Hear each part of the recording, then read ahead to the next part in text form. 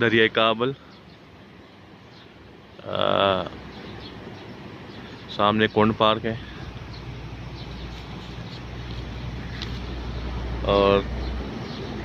طلوع آفتاب کا خوبصورت منظر ہے، اور سامنے دو محل ہیں، دو دریا کی سنگم ہے، اور ہم دو دریا کے سنگم پہ کھڑے ہیں۔ آج دوسرا رمضان المبارک ہے، 7 مئی ہے، اور 5:45 کا ٹائم ہے صبح کا۔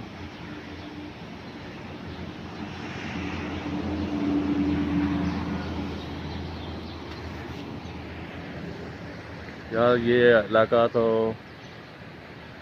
مجھے بہت پسند ہے، اور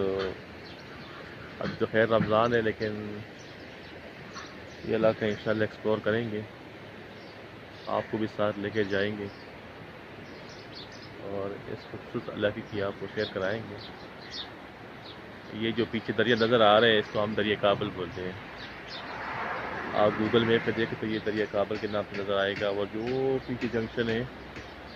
اس کو دریا سندھ کہا جاتا ہے، وہاں پہ جا کے یہ دریا سندھ میں گر جاتے ہیں۔ خوشحال خان خٹک جو مشہور پشتو شاعر ہیں، اس نے اپنی شاعری میں اس دریا کابل کو لنڈی، یہ چھوٹا دریا لنڈی کے نام سے پکارا ہے،